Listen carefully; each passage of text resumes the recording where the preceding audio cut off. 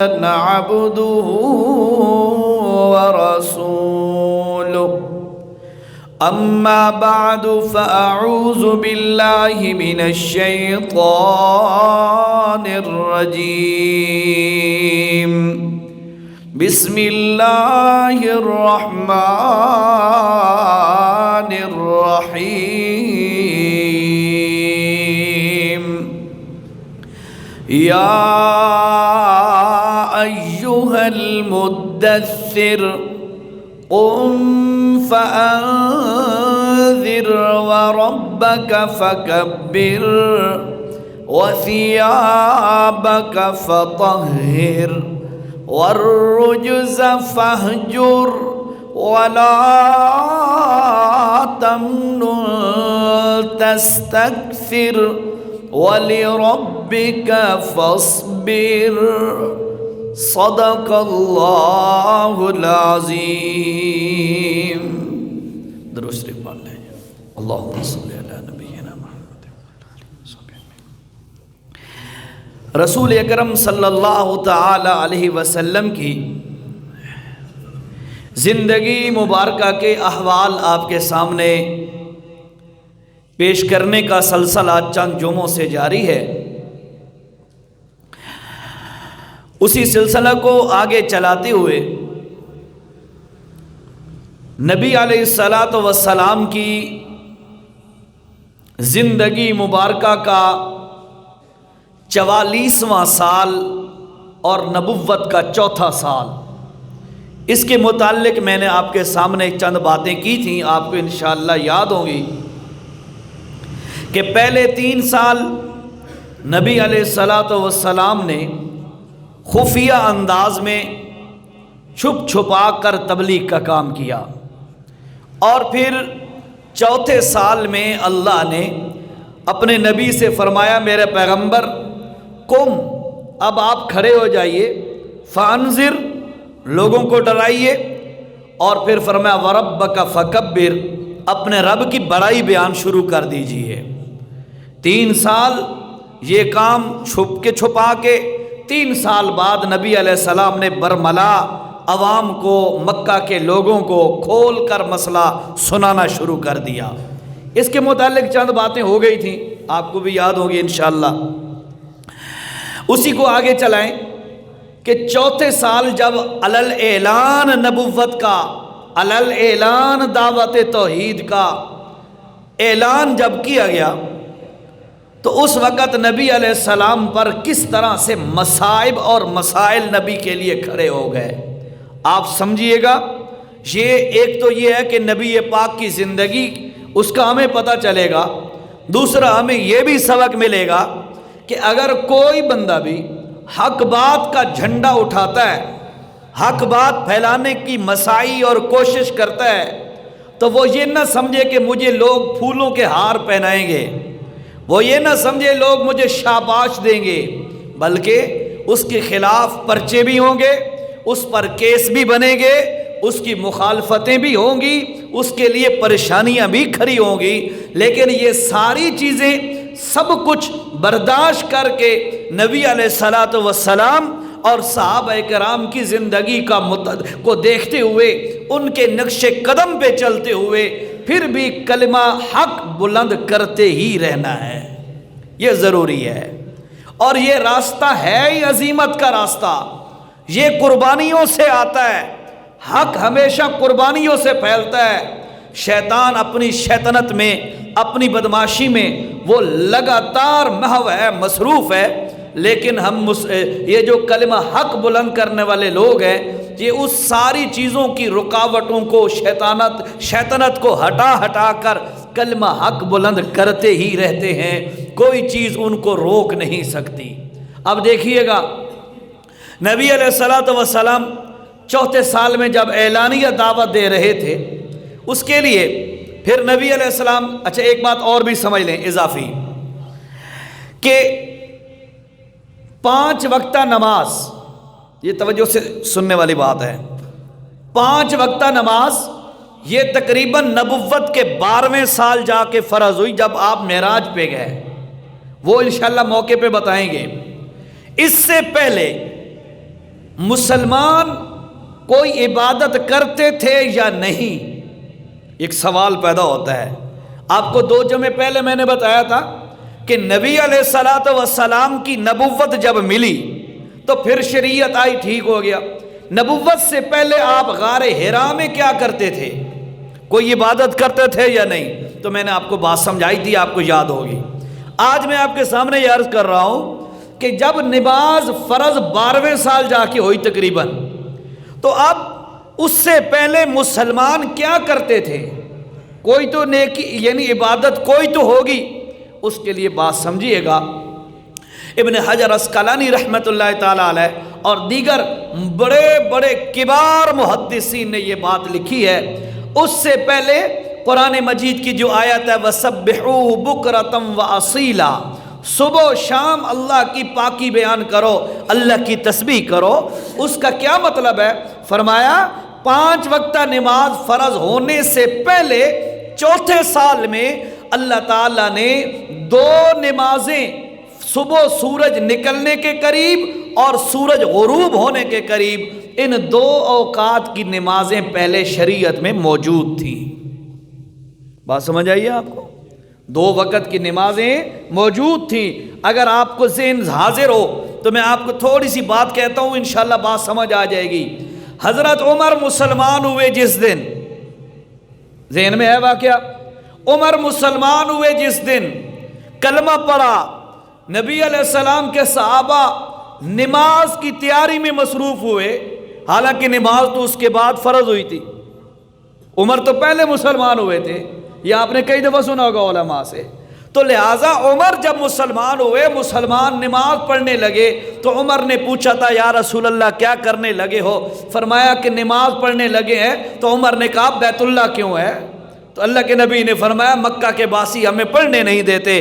نبی علیہ السلام کے اس جواب پر عمر نے کہا یا رسول اللہ پھر عمر کے اسلام لانے کا کیا فائدہ؟ سنو گے نا واقعہ؟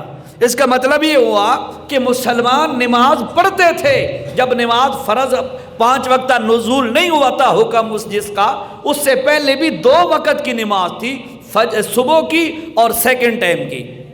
بہرحال تو ایک تو یہ ہو گیا۔ ایک اور حدیث بھی ہے، اس میں حوالہ میرے پاس موجود ہے۔ حارث بن اسامہ نے ابن لیہ کے طریق سے موصولاً حضرت زید بن حارثہ سے یہ حدیث روایت کی ہے کہ ابتداً حضرت جبرائیل علیہ السلام تشریف لائے۔ جب نبوت کی ابتدا تھی نا، جبرائیل علیہ السلام تشریف لائے اور آ کر حضور اکرم، توجہ سے سننے والی باتیں ہیں، بڑی امپورٹنٹ باتیں ہیں۔ پچھلے ہفتے 2-3 بندے چلے گئے اٹھ کے، کیوں جی؟ کہ سر کون نے سلائی؟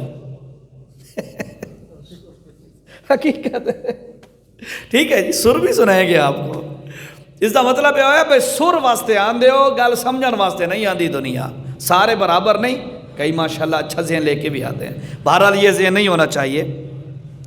تو حضرت، یہ جو میں حدیث سنا رہا ہوں، حضرت زید بن حارثہ رضی اللہ تعالیٰ عنہ کے سے یہ حدیث ہے کہ حضرت حضور صلی اللہ علیہ وسلم کے ابتدائی وحی کے دور میں، وحی کے ابتدائی سالوں میں جبرائیل علیہ السلام تشریف لائے، اور توجہ سے، اور جبرائیل نے آ کے نبی علیہ السلام کو وضو کا طریقہ بتلایا، وضو کا طریقہ بتلایا۔ پھر اسی حدیث کے الفاظ ہیں، بڑی اہم بات کہنے لگا ہوں، توجہ سے۔ فرمایا جب وضو سے فارغ ہوئے، ایک چلو میں پانی ڈال کے، توجہ سے، ایک چلو میں پانی ڈال کے جبرائیل نے یہ بات بھی سکھائی کہ اپنی پیشاب گاہ پہ چھینٹے مار دو۔ ایک اور بات بھی آپ کو بتا دوں، حضرت رسول اکرم صلی اللہ علیہ وسلم جب معراج پہ گئے، معراج پہ 7 آسمانوں پہ جب فرشتوں نے استقبال کیا، توجہ سے سننے والی بات ہے، 7 آسمانوں پہ جب فرشتوں نے استقبال کیا تو فرشتوں نے امت کے لیے 2-3 باتیں کہیں، حجامہ، یہ چیزیں ہو گئی۔ اس کے بعد جو ہے 1-2 باتیں اور بھی تھیں، ان میں ایک بات یہ بھی تھی کہ اپنے امتیوں سے کہیے جب وہ وضو کرنے لگیں، استنجا کریں تو ہاتھوں پہ پانی ڈال کے چھینٹے مار لیا کریں، اس سے وہم اور وسوسے کی بیماری ختم ہوتی ہے۔ جن کو وہم ہوتا ہے کہ پیشاب کے قطرے آتے ہیں، ہوتا ہے نا مسئلہ، یہ بڑا مسئلہ ہوتا ہے، ٹھیک ہے، تو اس سے وہم ختم ہوتا ہے۔ تو یہ طریقہ بھی کہ پانی کا چلو ہاتھ میں لے کے چھینٹے مار دو اپنے جسم پر، کپڑوں پہ نہیں، جسم پہ چھینٹے مار دو تاکہ یہ وہم اثر ختم ہو جائے۔ بہرحال یہ علیحدہ موضوع ہے۔ نبی علیہ السلام کو ابتدائی سالوں میں وضو کا طریقہ سکھا دیا گیا اور صبح و شام کی 2 وقت کی نمازیں بھی بتلا دی گئیں، صحابہ اکرام پڑھتے تھے۔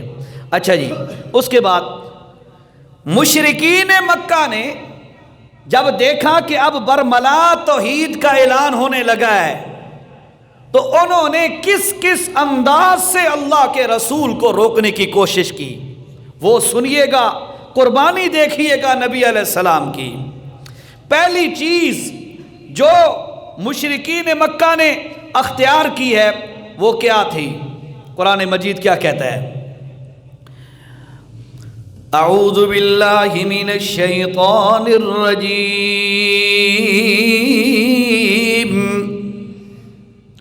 بسم اللہ الرحمن الرحیم، ان الذین اجرموا کانوا من الذین آمنوا یضحکون وَإِذَا مَرُّوا بِهِمْ يَتَغَامَزُونَ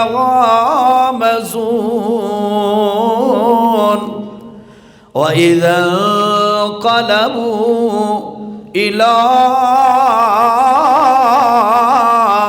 أَهْلِهِمُ انقلبوا فَكِهِينَ۔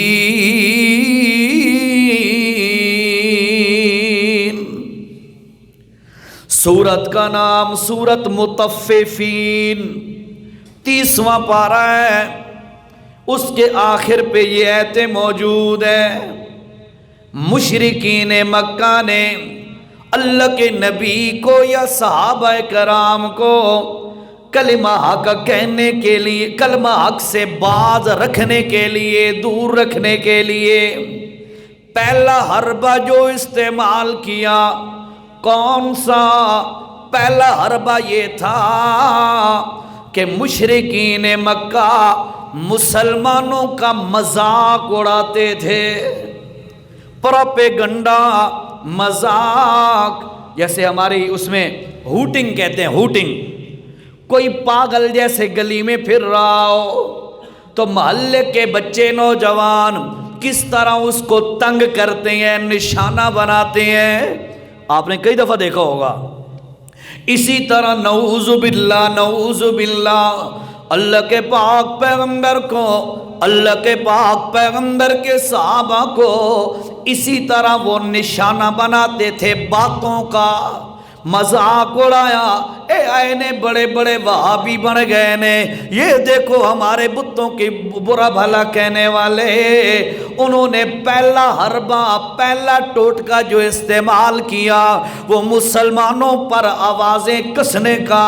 اللہ نے قرآن سورت مطففین میں تذکرہ کیا ہے، ان الذین اجرموا کانوا من الذین آمنوا یضحکون،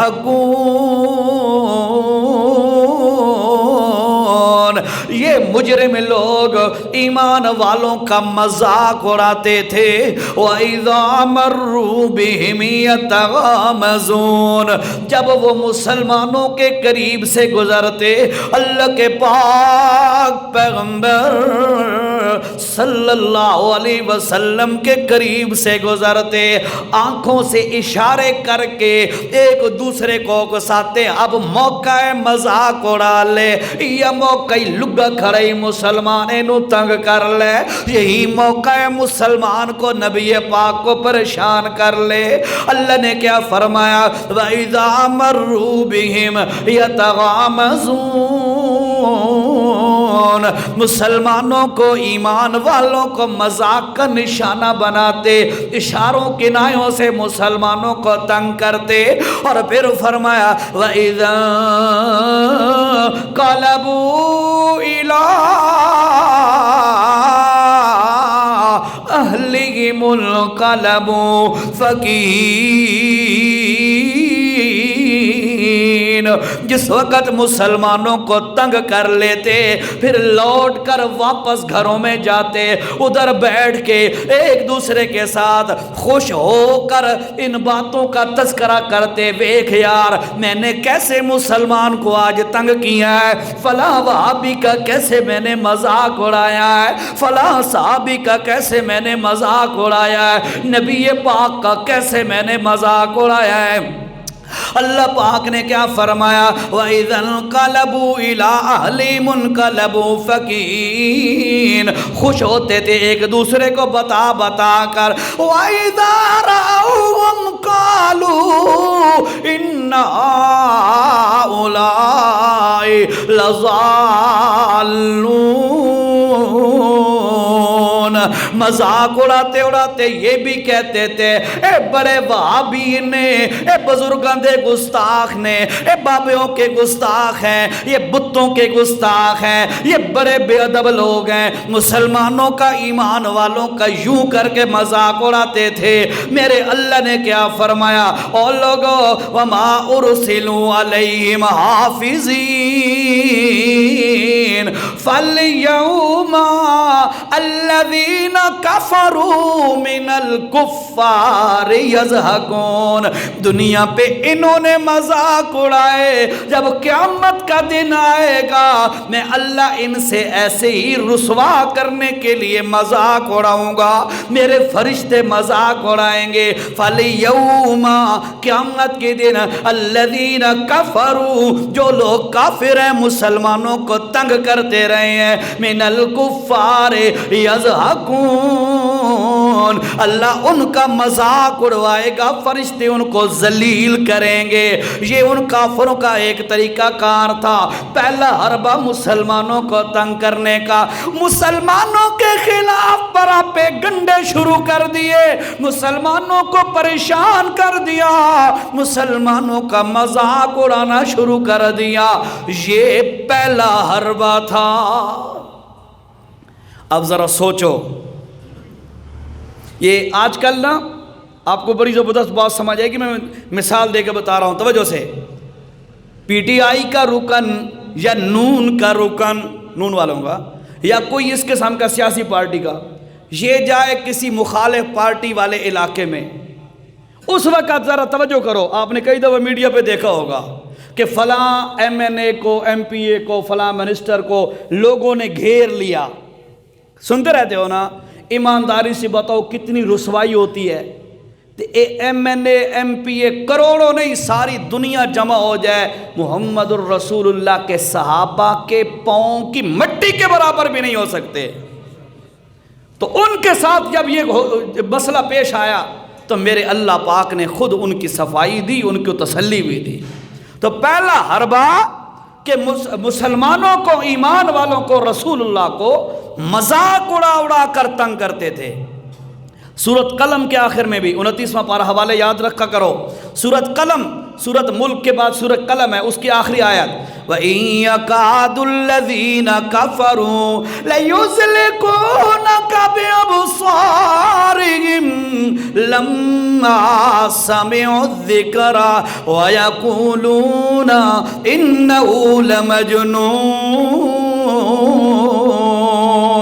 जब ईमान वाले अल्लाह के पाक पैगंबर या सहाबा कराम इकट्ठे खड़े होकर अल्लाह का कुरान सुना रहे होते हैं, उस वक़्त वो जालिम क्या करते हैं, आकर मुसलमानों को परेशान करने के लिए क्या कहते हैं, इन्नहु लमजनून। नऊज़ु बिल्लाह, नबी अलैहिस्सलाम के लिए कहते हैं ये पागल है, नऊज़ुबिल्लाह, ये पागल है, इसको देखो तो सही। और जो खुदा हमारे सामने खड़े हैं बुत 360, इनका इनकार करता है, اور نہ نظر آنے والی ذات کا دعویٰ کرتا ہے، یہ پاگل ہے، دنیا کی ساری نعمتیں چھوڑ دی ہیں، نہ تا انہوں 11ویں چنگیاں لگ دیاں نہ انہوں 12ویں چنگیاں لگ دیاں، نہ بتاں تے ناتے دیتے ہوئے روٹے تے پروٹے تے اور جیریاں چیزاں بھی اتھے ہوں دیاں، لنگر شنگر اے چنگے نہیں لگ دے، بلکہ گل سنو اینو اللہ محروم چکیتا ہے، اے محروم ہو گیا نے، نعوذ باللہ انہو لمجنون، نعوذ باللہ اس کو مجنون کہتے ہیں اللہ کے پاک پیغمبر کو۔ اللہ پاک نے فرمایا مشرکوں کا پہلا طریقہ کیا تھا کہ مشرک مسلمانوں کا مذاق اڑا اڑا کر پریشان کرتے۔ بڑی پریشانی ہے نا، عزت والا آدمی ہو، بھرے مجمع میں اس کا مذاق اڑا دیا جائے، آؤ مذاق تو دور کی بات ہے، چنگا بلا تگڑا بندہ ہوئے تے کوئی بندہ ہاتھ وہ کہہ نہیں ہاتھ کرے تے اگلا ہاتھ نہ دے وے، ویسے سوچو ذرا، ہاتھ کرے اور اگلا ہاتھ نہ ملائے تو کتنی بے عزتی ہو جاتی ہے، وہ کتنی رسوائی اپنی سمجھتا ہے، اپنی ذلت محسوس کرتا ہے نا۔ تو یہ ساڑی اوقات ہے ہی کوئی نہیں۔ آمنہ دلال صلی اللہ تعالیٰ علیہ وسلم ساری کائنات سے افضل، اللہ کے پاک پیغمبر صلی اللہ علیہ وسلم کو اسی طرح اس سے کئی گنا زیادہ اللہ کے نبی کو پریشان کیا گیا۔ یہ پہلا حربہ تھا، قربانیاں دیکھ نبی کی، سیرت سن رہا ہے سن۔ اس کے بعد دوسرا حربہ مشرکین کا، دوسرا حربہ وہ کیا کرتے تھے مشرکین؟ دوسرا حربہ یہ کرتے تھے، پہلا مذاق اڑانے والا، اگر یہ کارگر ثابت نہ ہوا، اس کے ساتھ اتنا فائدہ جب ان کو نہ ہوا، دوسرا حربہ پریکٹیکل شروع کر دیا۔ کیسے؟ ایک بندہ تھا اور اس نے نا نظر بن حارث اس کا نام تھا، نظر بن حارث۔ اب یہ دوسرا حربہ دیکھو، اور میں ایک بات سمجھاؤں گا یہاں پہ۔ اس نے کیا کیا، 5-7 لونڈیاں لڑکیاں اس نے اسی مقصد کے لیے رکھی ہوئی تھیں، جب کوئی بندہ مسلمان ہوتا، اسلام اس کو پسند آنے لگتا، ایک لڑکی انہاں چو فٹ کر دیندہ ہے اس دے گلے۔ اب وہ اس کے ساتھ تعلق بنا کے اس کو کھلایا پلایا اور اس کو اسلام سے دور ہٹانے کی کوشش کرتا تھا۔ قرآن میں یہ بات موجود ہے، دوسرا بلکہ 21ویں پارے میں سورۃ لقمان میں، وَمِنَ النَّاسِ مَن يَشْتَرِي لَهْوَ الْحَدِيثِ لِيُضِلَّ عَن سَبِيلِ اللَّهِ بِغَيْرِ عِلْمٍ وَيَتَّخِذَهَا هُزُوًا أُولَٰئِكَ لَهُمْ عَذَابٌ مُهِينٌ۔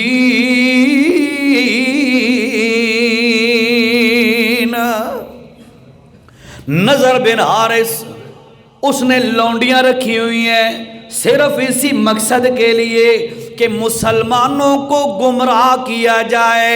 اللہ نے کیسا جواب دیا؟ سورۃ لقمان آیت نمبر 4-5 ہوگی، دیکھ لینا۔ وَمِنَ النَّاسِ، لوگوں میں سے کئی بندے ایسے بھی ہیں، مَن یشتری لہو الحدیث،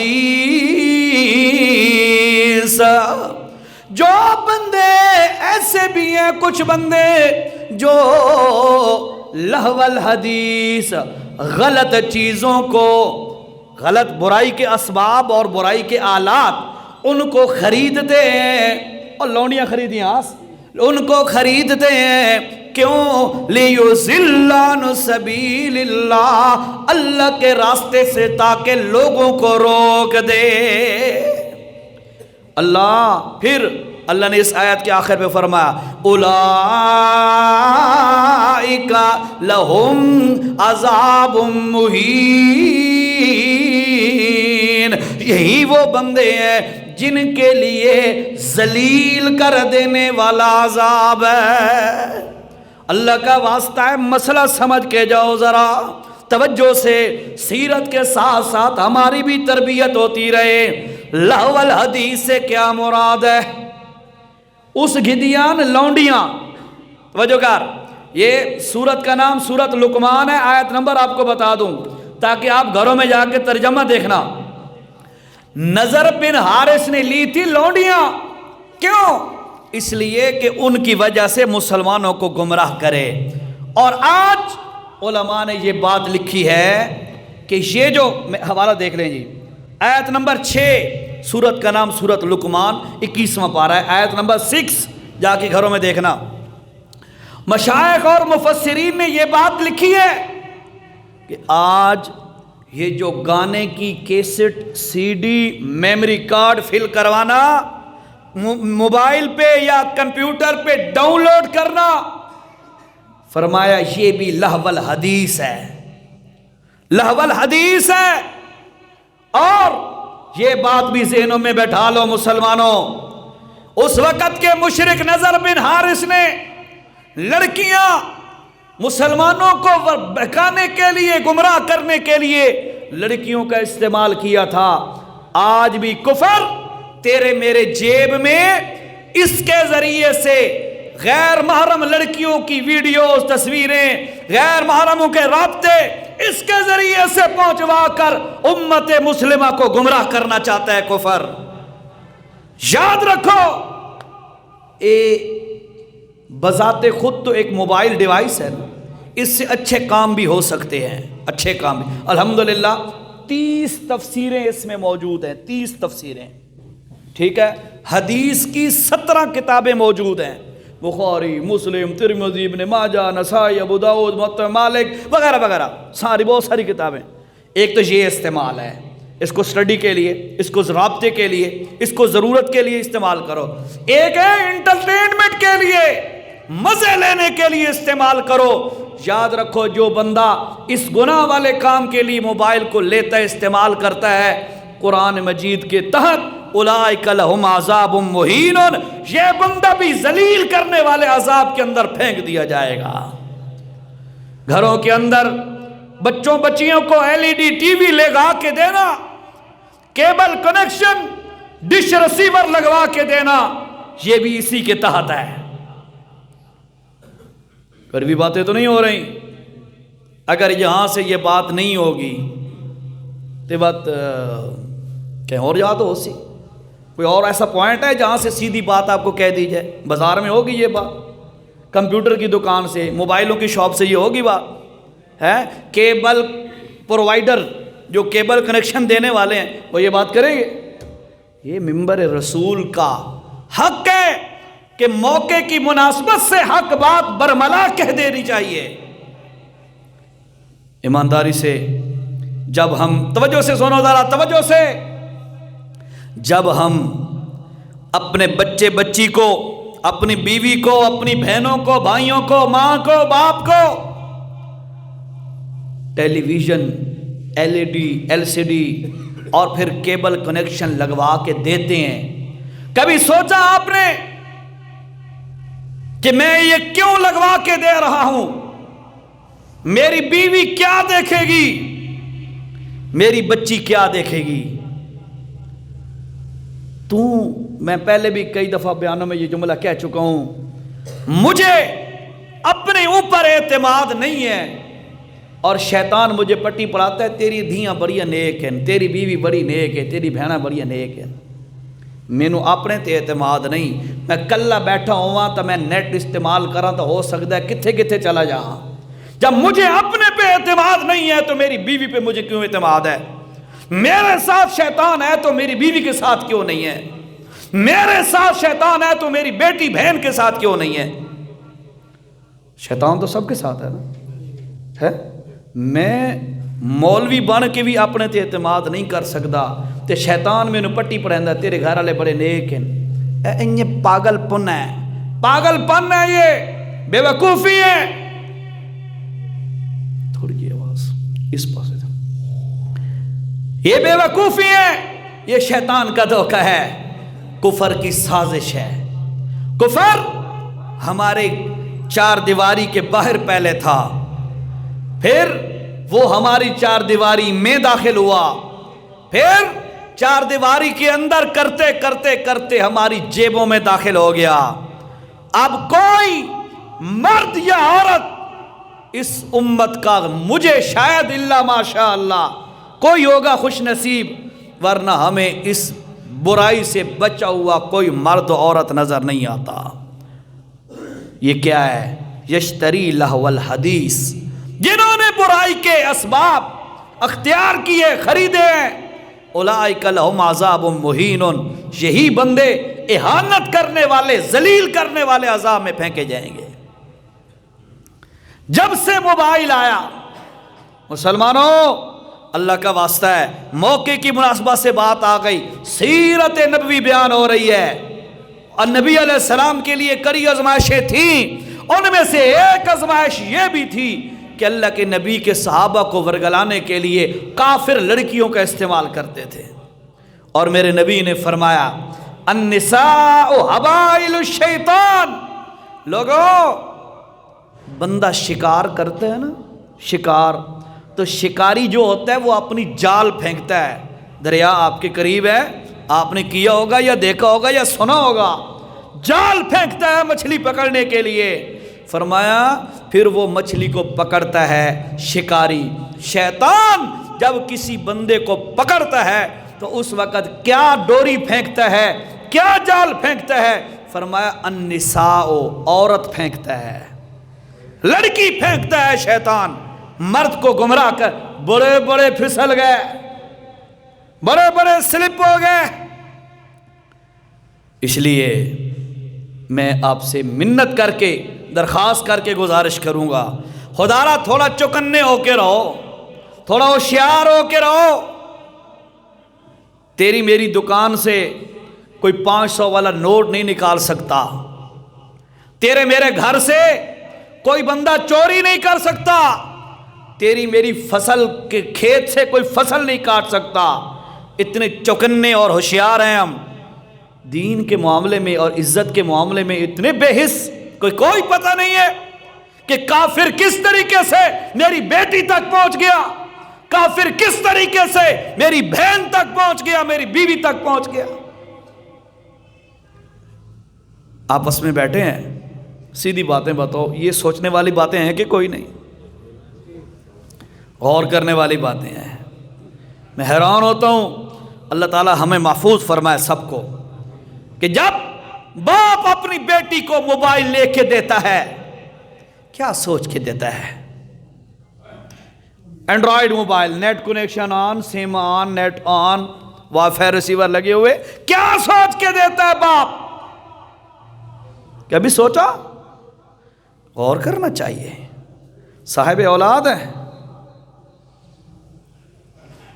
اکبر الہ آبادی نے اسی بات کا نقشہ کھینچتے ہوئے کہا تھا، وہ جو بے پرد نظر آئیں چند بیویاں، کمال، بات کمال کی ہے اس نے، لیکن ہمیں بڑا اس نے تیر مارا ہے مردوں کو، اور ڈاڑھا تیر مارا ہے۔ کیا کہتا ہے؟ وہ جو بے پرد نظر آئیں چند بیویاں۔ میں نے ان سے پوچھا، ایک بار اکبر الہ آبادی کہتا ہے، میں نے ان سے پوچھا بتاؤ تمہارا پردہ کہاں ہے؟ بے پردہ نظر آئی نہیں بیویاں، عورتیں، تو میں نے پوچھا، اکبر الہ آبادی کہتا ہے میں نے پوچھا پردہ کہاں ہے؟ تو وہ کہتی ہیں ہمارے سروں سے اتر کے مرد کی عقل پہ آ گیا ہے۔ علماء نے لکھا ہے، معذرت کے ساتھ کڑوی باتیں ضرور ہیں لیکن ایک قابل ذکر بھی ہیں، اب موقع کی مناسبت سے یہ ضروری بھی ہیں۔ علماء نے لکھا ہے کہ کسی عورت کا بچی ہے، بیوی ہے، بہن ہے، ماں ہے، حیا فوت نہیں ہوتا اس وقت تک جب تک مرد کی غیرت نہ مر جائے۔ جب مرد کی غیرت ختم ہو جاتی ہے نا، پھر اس کے خواتین کا حیا فوت ہو جاتا ہے۔ اس کا مطلب یہ ہوا بڑے مجرم مرد ہوئے، مجھے پتہ نہ ہو میری بیوی لباس کیسا پہنتی ہے، یا میں نے کبھی دیکھ کے بھی آنکھیں، کبوتر بلی کو دیکھ کے آنکھیں بند کر لے، میں نے یہی روش اختیار کی ہو، تو میری بیوی وہ بعد میں بے حیا ہے، پہلے میں بے غیرت ہوا ہوں۔ میری بیٹی، آپ کی بیٹیاں، ہمارے معاشرے کی بیٹیاں بازار میں جاتی ہیں، کیوں جاتی ہیں؟ کیا مجبوری ہے؟ کیا عذر ہے؟ اللہ نے مجھے ٹانگیں نہیں دی، اللہ نے مجھے وقت نہیں دیا، ہر چیز کے لیے وقت ہے. جیب سے ہر وقت موبائل نکال کے فیس بک چلا سکتا ہوں, واٹس ایپ گروپ میں چیٹنگ کر سکتا ہوں, گیمیں کر سکتا ہوں, دوستوں کے ساتھ گپ شپ ہو سکتی ہے. میں اپنی بیٹیوں کے لیے, بہنوں کے لیے, ماؤں کے لیے یا اپنی بیوی کے لیے بازار سے سودا خرید کے نہیں لا کے دے سکتا. اگر جی مرد کو ٹائم کوئی نہیں, یہ عجیب منطق ہے. خدا را ہے میں یہ نہیں کہتا آپ گھروں میں جا کے ڈنڈا اٹھا لیں, مارنا شروع کر دیں. میں یہ کہتا ہوں ذرا سوچا کرو. پھر ایک اور بات بھی کہوں, کہہ دوں, اجازت ہے؟ میری بیوی اللہ محفوظ رکھے, آج تک نہیں ہوا ایسا. میں اپنی مثال اس لیے دے رہا ہوں تاکہ کوئی یہ نہ سمجھے مجھے کہہ رہا ہے, میں جرنلی بات کر رہا ہوں, نام اپنا لے رہا ہوں. میری بیوی شاپنگ کے لیے بازار جاتی ہے, میک اپ کرنے کا کیا تعلق ہے؟ عقل نہیں آئی تو انو کدیں, سوچ پیدا نہیں ہوئی. یہ چیزیں سوچنے والی ہیں. نبی علیہ السلام کی سیرت بیان کر رہے ہیں.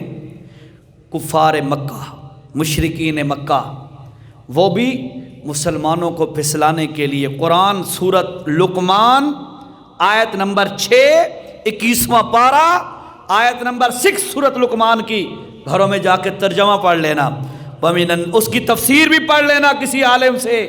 وَمِنَ النَّاسِ مَن يَشْتَرِي لَهْوَ الْحَدِيثِ, کہ لوگ نظر بن حارث, اس نے 6-7 لڑکیاں لونڈیاں اسی مقصد کے لیے رکھی ہوئی تھیں کہ مسلمانوں کو گمراہ کرے, مسلمانوں کو پھسلائے, اور پھر جو بھی کوئی بندہ اسلام کی طرف مائل ہونا چاہتا وہ لڑکی اس پہ مسلط کر دیتا. آج بھی ایسا ہی ہے. تیرے میرے دل سے حیا اور غیرت نکالنے کے لیے کافر نے یہ چیز مسلط کی ہے. اس سے پہلے جاؤ ٹی وی, وہ مسلط کیا تھا لیکن وہ تھا گھر تک محدود, میرے ساتھ نہیں ہوتا تھا, وہ تھا گھر تک محدود. میں کام کاج سے فارغ ہو کے آتا تب آ کے چلاتا تھا. لیکن اب اس نے مجھے یہ تحفہ دیا ہے, جتنے مسجد جبا کے کنجر پونا دیکھو جی, کمال نہیں ہے. سوتے وقت ہائے ہائے ہائے حدیث یاد آ گئی, توجہ سے سنو یار.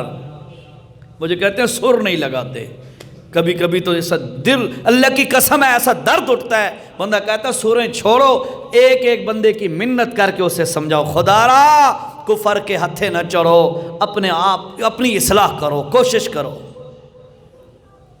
حضور اکرم سب کو صلی اللہ علیہ وسلم کا زندگی بھر کا معمول تھا, کان یذکر اللہ فی کل احیانہ, کان رسول اللہ یذکر فی کل احیانہ, نبی علیہ السلام ہر لمحے اللہ کا ذکر کرتے رہتے تھے.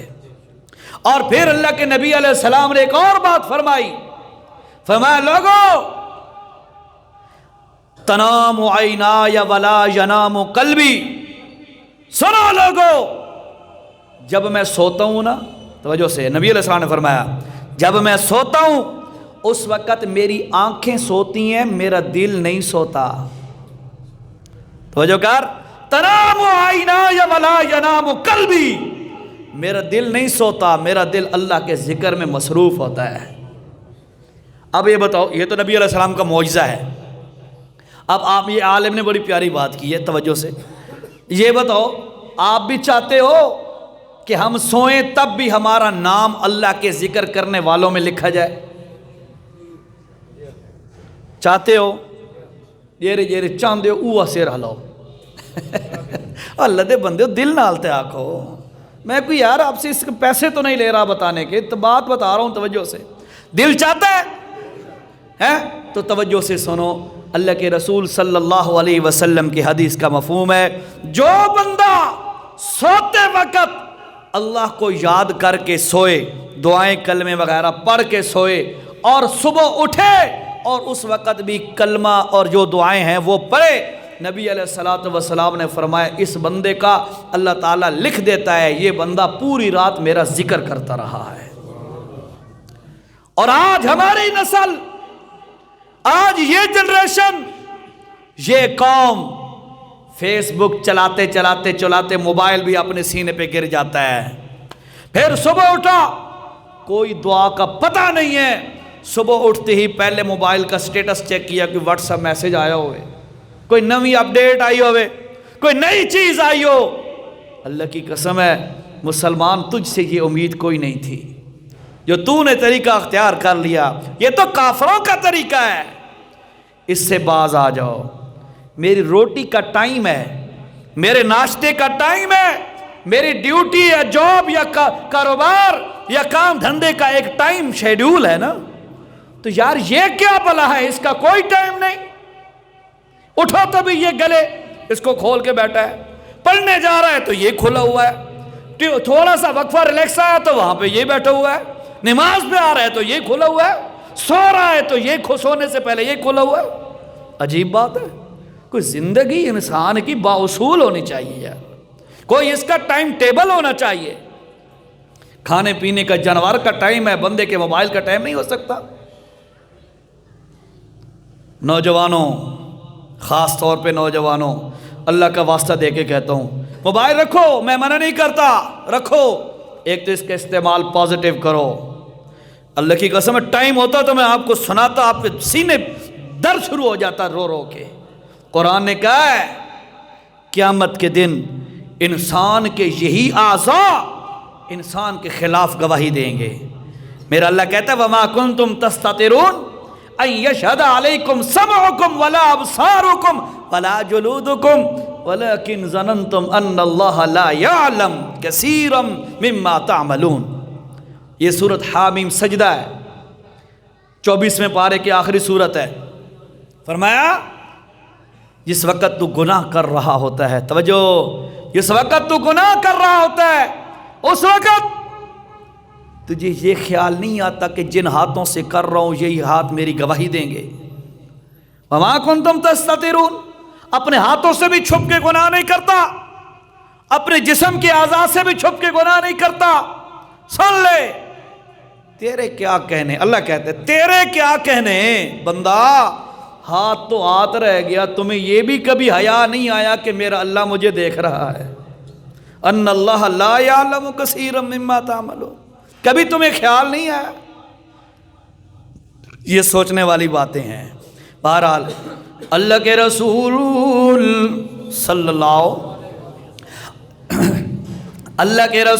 صلی اللہ علیہ وسلم اور صحابہ کرام کو پریشان کرنے کا پہلا طریقہ ان پر آوازیں کسنا، ان کو پریشان کرنا۔ دوسرا طریقہ مشرکین کا لڑکیوں کا، لونڈیوں کا استعمال کرنا۔ آج بھی یہی صورتحال ہے۔ اللہ پاک ہمیں بھی بچا لے اس گناہ والی نحوست سے، اس برائی سے۔ آگے چلیے نا میرے بھائیو، تیسرا حربہ مشرکین کا وہ کون سا تھا؟ تیسرا حربہ یہ ہے کہ وہ اللہ کے پاک پیغمبر صلی اللہ علیہ وسلم کے پاس آ گئے مشورہ کرنے کے لیے۔ یا رسول اللہ، کون سے بندے تھے؟ اسود بن عبد المطلب، اسود بن مطلب بن اسد بن عبد العزا، ولید بن مغیرہ، امیہ بن خلف، عاص بن وائل وغیرہ وغیرہ، یہ اللہ کے پاک پیغمبر کے پاس آ گئے تیسرا ہتھ کنڈا استعمال کرنے کے لیے کہ یار اگر اس طریقے سے کام حل نہیں ہو رہا، چلو یہ ایک تیسرا کام کر لیتے ہیں۔ کون سا؟ کہ جناب کچھ آپ ہماری مان لیں، توجہ کرو ذرا، کچھ آپ ہماری مان لیں، کچھ ہم آپ کی مان لیتے ہیں۔ کیا مطلب؟ کبھی کبھی آپ ہمارے بتوں کی سلامی دے دیا کریں اور ہم آپ کے رب کی عبادت کر لیا کریں گے۔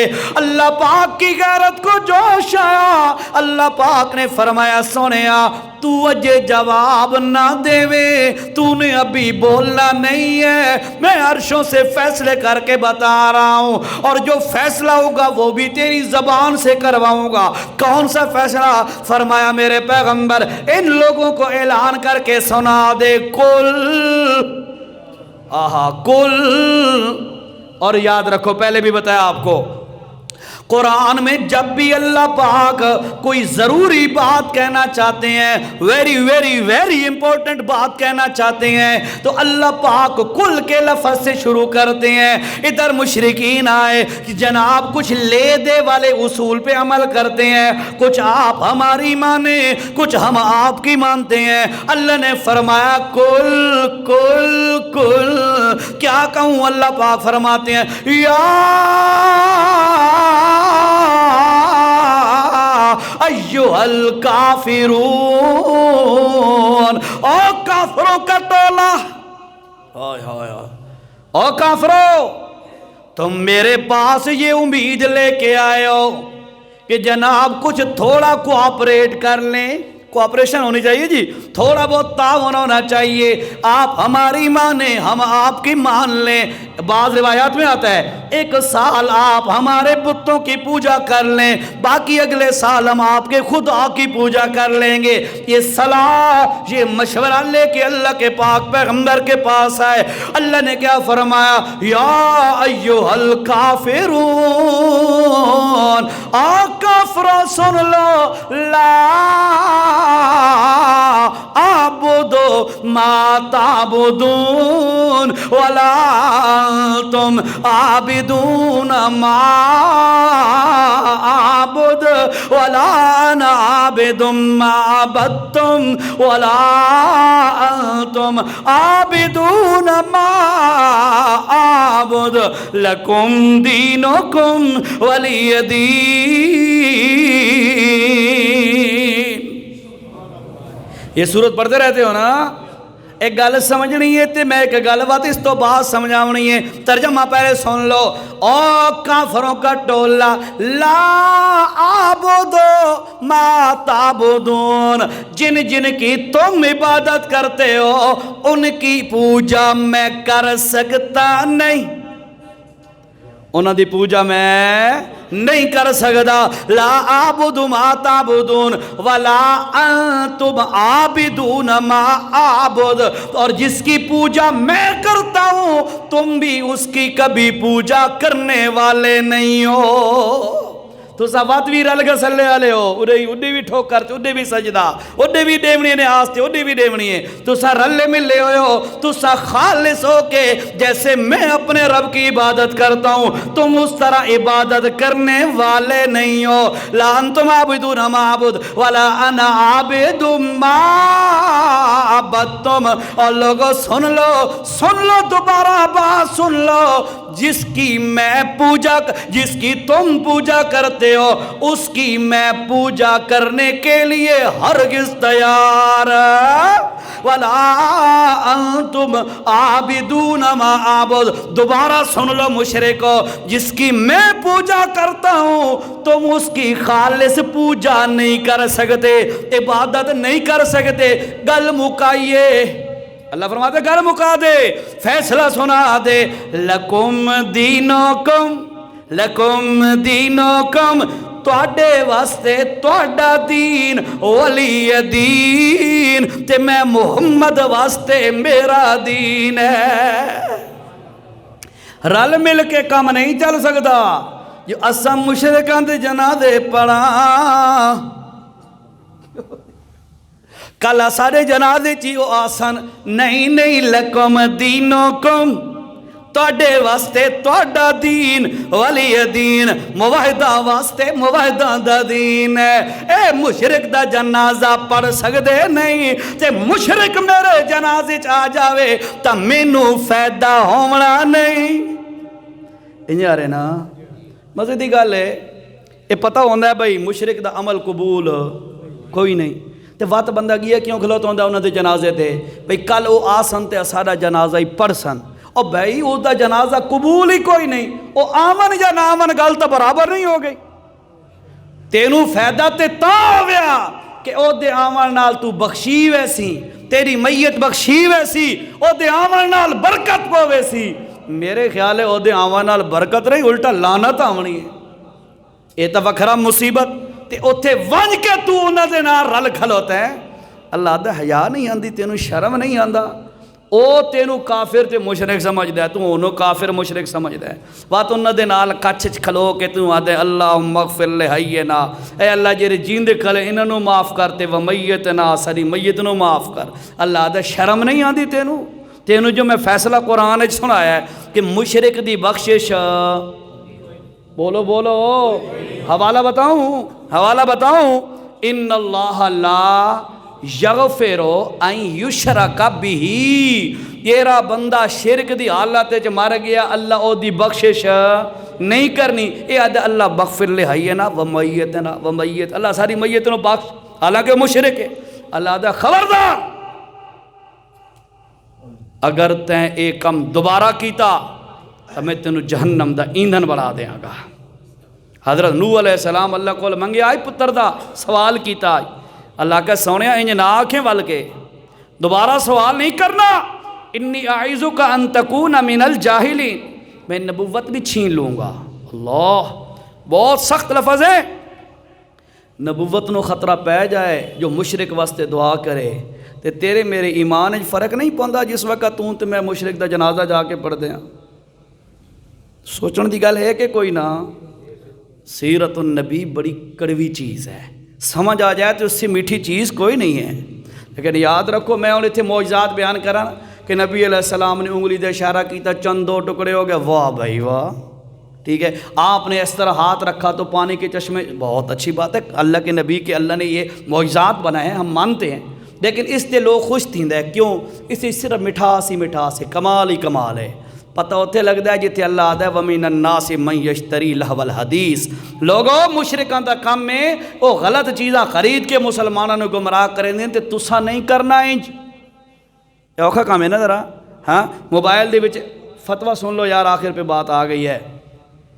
موبائل کے اندر، موبائل کی میموری میں، موبائل کی سٹوریج میں، چاہے انٹرنل سٹوریج ہو یا ایکسٹرنل سٹوریج ہو، سمجھ گئے نا نوجوان؟ موبائل دی اپنی میموری ہوئے یا میموری کارڈ ہوئے، انٹرنل ایکسٹرنل جو بھی ہو، اس کے اندر اکٹھا قرآن و حدیث، نعت، بیان یہ رکھنا، اور ساتھ کوئی فلم دا یہ رپون چنگا لگ دو ہوئے کلپ رکھ دینا یا کوئی گانا رکھ دینا، علماء نے فتویٰ دیا ہے یہ حرام ہے اکٹھا رکھنا۔ دودھ اور پیشاب کو ملا دینا، یہ کوئی حیا والا بندہ نہیں کر سکتا ایسے، کڑے سو بس اتنا ہی بہویں جی، بہت چھکی لگ گئی ہے آج۔ بہرحال دیکھو جی، اللہ کی قسم ہے میں آپ کا دشمن نہیں ہوں، میں آپ کو کوئی پریشان کرنے نہیں آتا، میں یہ چاہتا ہوں میں ہمارے گھروں کے اندر بھی حیا آ جائے، ہمارے مردوں عورتوں میں حیا آ جائے، مجھے بھی اللہ حیا نصیب کرے، اور ہم سارے پکے دیندار بن جائیں، کاروبار کرو، کام دھندے کرو، کوئی منع نہیں، لیکن شریعت کی حدود میں رہتے ہوئے۔ یہی جمعے کا مقصد ہوتا ہے، یہی بیان کا مقصد ہوتا ہے۔ اللہ ہم سب کو عمل کی توفیق نصیب